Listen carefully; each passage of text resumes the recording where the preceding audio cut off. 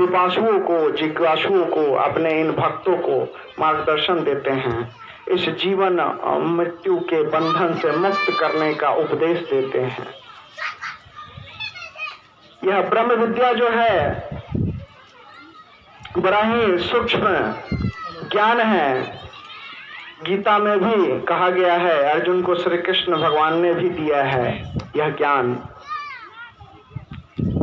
और जब कबीर साहब के अवतरण के बाद उनके शिष्य ने पूछा है कि कलयुग में कबीर साहब आप जब जा रहे हैं शरीर त्याग करके, तो इसके बाद आपके इस ज्ञान को इस धराधाम पर, इस भूलोक मंडल, मृत्यु लोक मंडल, पृथ्वी लोक पर कौन प्रसारित करेगा? इस ज्ञान की धारा को कौन ग्रहण करेगा? कौन उपदेशित करेगा अपने जिज्ञासुओं को?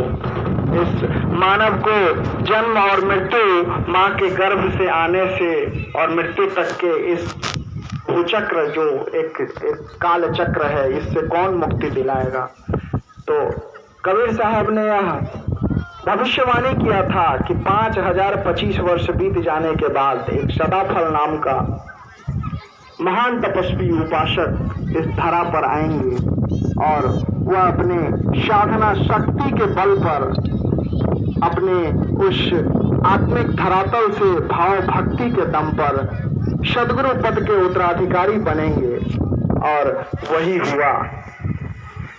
आप सदाफल आपे बिंदु नामक पुस्तक है हमारे विहंगम योग संस्थान के द्वारा, उसमें सभी चीजों का वर्णन मिलता है। कबीर साहब के द्वारा रचित कई ग्रंथ में भी इसका वर्णन मिलता है कि सदाफल देव सदगुरुदेव स्वामी जी जो कबीर साहब के शरीर त्याग के बाद 5025 वर्ष ठीक उसके उपरांत वो आए इस भूलोक पर, और उन्होंने इस ब्रह्म विद्या को अपने 17 वर्षीय अथक अखंड प्रयास साधना लीन पे उस हिमालय के कंदराओं में साधना लीन होकर के और इस ब्रह्म विद्या का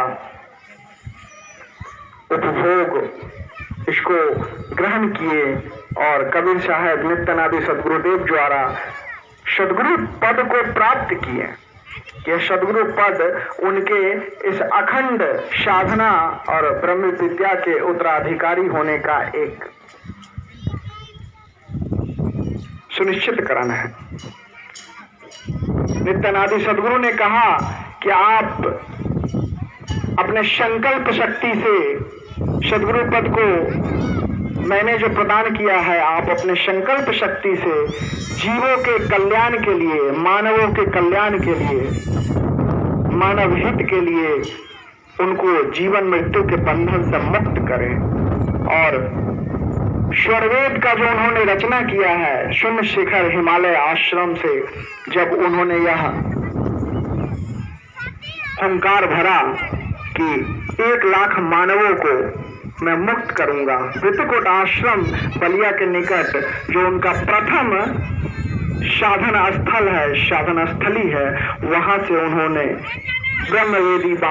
ब्रह्मवेदी जो यज्ञ है उसके साथ ही यह संकल्प लिया सदगुरुदेव सदाफल देव जी महाराज ने कि 1 लाख जीवों को मैं मुक्त कर दूंगा इस जन्म और मृत्यु के चक्र से।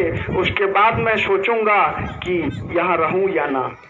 अभी भी अक्षर मंडल से हमारे सदगुरुदेव अपने शिष्यों की समीक्षा, उन पर आशीर्वाद वितरण कर रहे हैं और हमेशा नियंत्रित कर रहे हैं। सभी अपने शिष्यों को जो समस्याएं हैं उनसे निकालते हैं, मानवों को मार्ग प्रदर्शित करते हैं। हर युग में ऐसे चमत्कार होते रहे हैं और होते रहेंगे। सदगुरु की असीम कृपा हम सभी पे बनी रहे, यही कामना। सदगुरु द्वारा रचित शब्द प्रकाश के माध्यम से एक भजन उपस्थित करना चाहता हूँ, जिसमें जो स्वरवेद की रचना सदगुरु ने किया है उसमें सभी वेदों के भेद को खोल करके रख दिया है।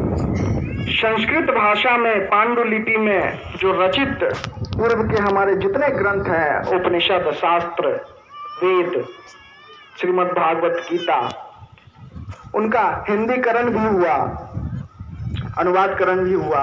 सदगुरुदेव जो स्वरवेद में लिखते हैं कि आत्मा से परमात्मा तक की यात्रा में किन किन बिंदुओं पर क्या क्या कृत्य क्रियाएं होती है, उस अनुभवजन्य समाधि की स्थिति में जो अभिव्यक्ति जो हमने अनुभव किया है उसको